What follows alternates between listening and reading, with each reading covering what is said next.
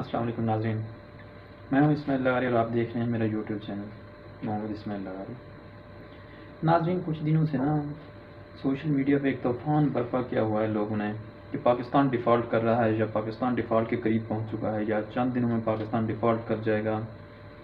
ان باتوں میں صداقت کس حد تک ہے، آج ہم یہ دیکھیں گے کس حد تک یہ باتیں ٹھیک ہو سکتی ہیں کہ پاکستان ڈیفالٹ کے قریب ہے یا ڈیفالٹ کر چکا ہے۔ ایک بہت بڑی شخصیت نے یہ بیان بھی داغ دیا کہ پاکستان تکنیکی طور پر تو ڈیفالٹ کر چکا ہے مگر اس کا اعلان ہونا باقی ہے، اس کے بعد پاکستان ڈیفالٹ ہی سمجھا جائے گا۔ مگر یہ سب باتیں ہیں، یہ سیاسی پوائنٹس ہو رہے ہیں تو ہو سکتی ہے اس میں، لیکن میں یہ نہیں سمجھتا کہ اس میں کچھ صداقت ہو ان باتوں میں، کیونکہ ایک تو ایز اے مسلم ہمارا یقین ہونا چاہیے کہ یہ دنیا کے جو اسباب ہیں ان پہ ڈیپینڈ نہیں ہوتا۔ اور یہ دیکھیں، اس کی میں چھوٹی سی مثال دیتا چلوں۔ حضرت عمر ایک لیٹر ٹائپ کریں دریا کو، دریا چل پڑے، یہ دنیا کا کوئی اسباب مانتا ہے کہ کسی دریا کو لیٹر لکھا جائے اور چل پڑے؟ اور اس کے بعد پاکستان کو ہم دیکھنا ہوگا کہ ہم جیو اسٹریٹیکلی کس پوزیشن پہ لوکیٹ کرتے ہیں، کہ آیا ہمارا ڈیفالٹ ہونا دنیا کو برداشت ہوگا؟ دنیا یہ برداشت کر پائے گی کہ پاکستان ڈیفالٹ ہو جائے؟ دیکھیں، جیو اسٹریٹیکلی ہم اس پوائنٹ پہ لوکیٹ کرتے ہیں جہاں دنیا بیئریبل نہیں کر سکتی کہ پاکستان ڈیفالٹ ہو جائے۔ اب کچھ لوگ کہیں گے کیسے؟ اب میں اس کو آپ کو بتاتا ہوں۔ دیکھیں، یہ جو پاکستان کا خطہ ہے، یا پہلے جو انڈیا پاکستان کے ساتھ ہندوستان کا خطہ تھا، بنگلہ دیش، یہ تینوں کنٹریز تھیں، برٹش لوگ آئے اس خطے میں، جیسے ہی انہوں نے قدم رکھا ان کا جو محور تھا وہ کون سا علاقہ تھا؟ یقیناً آپ لوگ کہیں گے کہ وہ ہندوستان کا علاقہ ہی تھا۔ مطلب یہ ہوا کہ ہندوستان اتنی جیو اسٹریٹیکلی جو ہے پوزیشن میں تھا کہ انہوں نے، برٹش لوگوں نے بھی ہندوستان کو چوز کیا۔ وہ ایشیا میں کہیں بھی اپنا وہ کر سکتے تھے، پھر بھی انہوں نے اگر تجارت شروع کرنی تھی تو انہوں نے ہندوستان کا ہی خطہ ہے وہ کیا بر صغیر کا انتخاب کیا، اس کے ذریعے انہوں نے اپنی تجارت کو آگے بڑھایا، یا پھر جو بھی ہوا وہ ایک دوسرا ٹاپک ہے، مگر وہ تجارت کے لیے انہوں نے بر صغیر کا ہی وہ چوائس کیا تھا۔ اب دیکھیں، ان کے بعد حالات و واقعات تبدیل ہوئے، برٹش چلے گئے، بر صغیر جو سب کانٹیننٹ تھا وہ ڈیوائیڈ ہو گیا پاکستان اور انڈیا یعنی ہندوستان کی شکل میں، اور اس کے بعد پھر ڈیوائیڈ ہوا پاکستان جو تھا مشرقی اور مغربی پاکستان، مشرقی پاکستان بن گیا بنگلہ دیش، اب مغربی پاکستان رہ گیا۔ برٹش کے بعد آئی تھی سوویت یونین۔ سوویت یونین کو دیکھیں، انہوں نے افغانستان میں قدم رکھا۔ جب انہوں نے افغانستان میں قدم رکھا تو انہوں نے کس خطے کا انتخاب کیا اپنا مرکز بنانے کے لیے؟ ان کا مرکز بھی یقیناً پاکستان تھا، پاکستان ان کا محور تھا، اور پاکستان اس وقت ان کے خلاف کھڑا ہو گیا تھا۔ جب پاکستان ان کے خلاف کھڑا ہو گیا تو 20 سال کی جنگ میں تاریخ گواہ ہے کہ پھر وہ نہیں جیت پائے افغانیوں سے، اور اس کے بعد امریکہ آ گیا، وہ چلے گئے۔ امریکہ کا بھی محور جو تھا پاکستان ہی رہا، انہوں نے اٹیک تو افغانستان پہ کیا لیکن ان کا محور پاکستان رہا، وہ پاکستان سے بنیادی روابط قائم کر کے جو کچھ کرتے رہے وہ آپ کے سامنے ہے سب کے۔ اور اس کے بعد جو ہے کیا ہوا، جب پاکستان نے کہا کہ ہم اب انف، اب جو ہو چکا ہے ہمارے ساتھ بہت ہو چکا ہے، ہم نے اب افغانستان میں کسی بھی قسم کی کارروائی کے لیے اپنی سپیس نہیں دینی، اب ہم نے کسی کی جنگ نہیں لڑنی، تو پھر کیا رزلٹ نکلا؟ بھاگ گیا امریکہ افغانستان سے۔ وجہ کیا تھی کہ ایک محور جو خطہ تھا جو ان کو سپورٹ کر رہا تھا، کوئی ایسا خطہ اس کے باوجود نہیں تھا پاکستان کے علاوہ اگر کوئی ایسا خطہ ہوتا تو یقیناً وہ اس کا انتخاب کر کے افغانستان میں موجود رہتے۔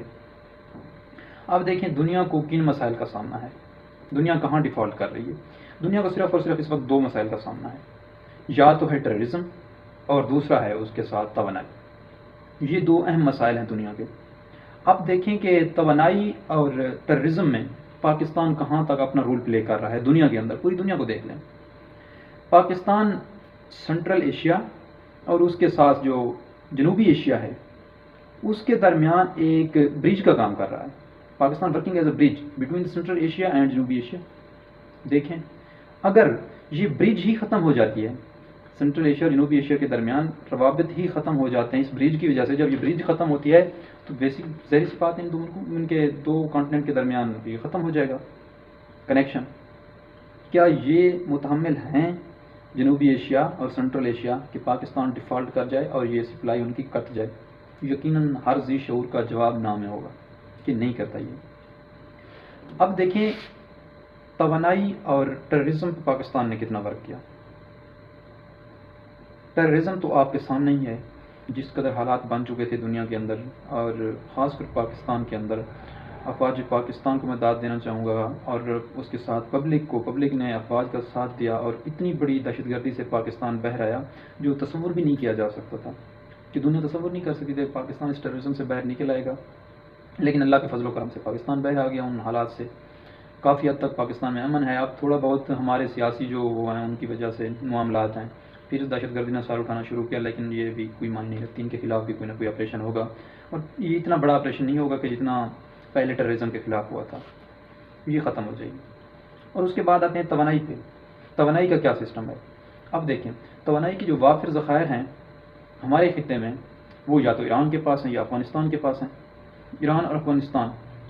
اور اس کے بعد ان کا یوزج کہاں پہ ہے؟ یوزج یا تو چائنا ہے، اتنی بڑی آبادی ہے دنیا کی، یا پھر انڈیا ہے۔ انڈیا اور چائنا دو بہت بڑی یوزج ہیں اس کی توانائی کی۔ اب ان ملکوں تک توانائی پہنچنی کیسے ہے؟ اگر وہ ایران سے کوئی پائپ لائن لے کے جاتے ہیں یا افغانستان سے لے کے جاتے ہیں تو سینٹر میں لوکیٹ کرتا ہے پاکستان سے گزر کے جانا ہوگا۔ اگر پاکستان سے گزر کے جاتے ہیں، پاکستان فری آف کاسٹ تو نہیں جانے دے گا ان کو، فری آف کاسٹ تو ویسے نہیں جا سکتے، پھر کیا ہوگا؟ اس میں پاکستان کو فائدہ ہوگا۔ اگر تکنیکی طور پر پاکستان ڈیفالٹ کر جاتا ہے تو وہ کہاں سے گزریں گے، وہ کہاں سے ہو کے جائیں گے؟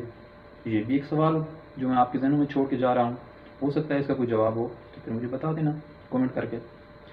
اب دیکھیں، نہ تو پاکستان ٹیررزم سے جھک سکا، اور نہ ہی دنیا کی توانائی کا مسئلہ حل ہوتا ہے بغیر پاکستان کے۔ اب جو ہمارے ذی شعور لوگ ہیں، ان کا صاحب کا کہنا کیا ہے کہ پاکستان کے اوپر تقریباً 1 to 6 یا 1 to 5 بلین ڈالر کا جو ہے قرضہ آ گیا ہے، اب پاکستان ڈیفالٹ کر جائے گا، یہ قرض اتارے گا کیسے پاکستان؟ یقیناً آپ لوگوں کے ذہن میں بھی سوال ہوگا، میرے ذہن میں بھی سوال ہے۔ اگر جس طرح سے یہ دنیا چل رہی ہے، توانائی یوزج کرتے ہیں یہاں سے، یا آپ کی بندرگاہ جو ہے آپ نے چائنا کو یوز کرنے دینی ہے، آپ کی پورٹس اگر چائنا یوز کرتا ہے تو اس میں بھی آپ کو بہت بڑا فائدہ ہوگا۔ پھر دیکھیں، چائنا اس بات کا متحمل ہو سکتا ہے کہ پاکستان ڈیفالٹ کر جائے۔ اگر مسئلہ کشمیر حل ہو جاتا ہے اور انڈیا اتنی بڑی یوزیج ہے، انڈیا بھی کچھ نہ کچھ جانا ہے، تو پھر کیا انڈیا اس بات کا متحمل ہے کہ پاکستان ڈیفالٹ کر جائے؟ یقیناً نہیں۔ اور یہ رہی بات قرضے والی، تو دیکھیں اس وقت پاکستان کیا دنیا کی سب سے بڑی جو پاور ہے نا، امریکہ سپر پاور مانی جاتی ہے، تو اس وقت سپر پاور پہ کتنا قرضہ ہے میں یہ آپ کو دکھاتا ہوں۔ ناظرین ذرا دکھائیں ناظرین کو یہ کہ اس پہ کتنا قرضہ ہے امریکہ پہ۔ یہ دیکھیں ناظرین، یہ قرضہ ہے امریکہ پہ اور پاکستان پہ، آپ موازنہ کر لیں ان دونوں کا۔ قرضے کی وجہ سے ملک کو ڈیفالٹ نہیں ہوتا، قرضہ جتنا بھی ہوتا رہے کچھ نہیں۔ ہم ڈیفالٹ اس وقت ہوں گے جب ہماری سیکورٹی میں، وہ میں ایک سوچ سمجھ کی بات کہہ رہا ہوں آپ کو، جب سیکورٹی ڈیفالٹ کرے گی تب ہم ڈیفالٹ ہوگا ملک۔ اس کے لیے کافی طاقتیں لگی ہوئی ہیں پاکستان کے پیچھے کہ محافظوں کو ہی ان کے ذہنوں میں جو ہے نا ان کا دشمن بنا دو، مگر یہ کبھی ممکن نہیں ہو سکے گا۔